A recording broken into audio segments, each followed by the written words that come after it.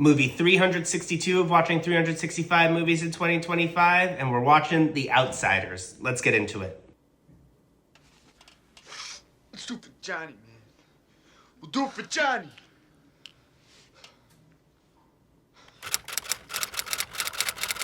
So this is The Outsiders, directed by Francis Ford Coppola, based on the novel by the same name. This was suggested to me by a viewer to watch. They had suggested it a few times, so I thought I have some movies to kill at the end of the year. It's an hour and a half. Let's do it. I had not seen this movie since middle school when we watched it in class after we had read the book, and I have to say I enjoyed it on this rewatching.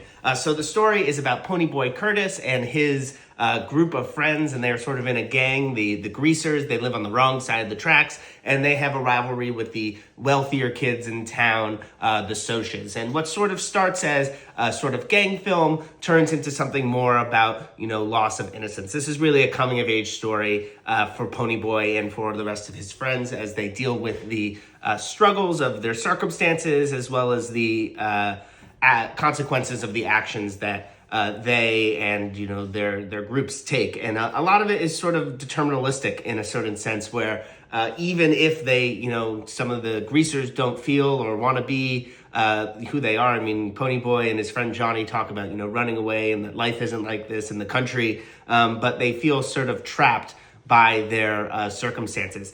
What stands out to me is how the movie sort of takes itself very seriously. There isn't really any irony, no distance. It is just a straight retelling. I mean, the color in this film, particularly in the sort of key scene between Ponyboy and Johnny, the Nothing Gold Can Stay, is absolutely beautiful. The sort of filmmaking on this really transports you into the world of, late 50s, early 60s America. And the cast is stacked with future stars. I mean, I think Ralph Macchio plays Johnny, and Matt Dillon is in it, Tom Cruise, Rob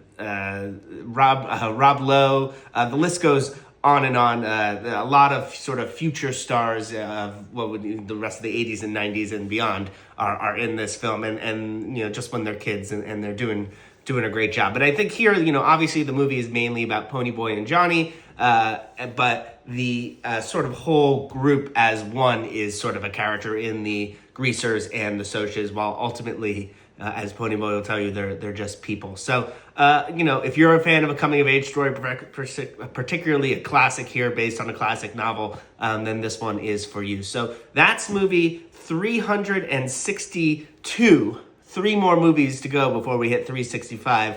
I'll see you in the next one.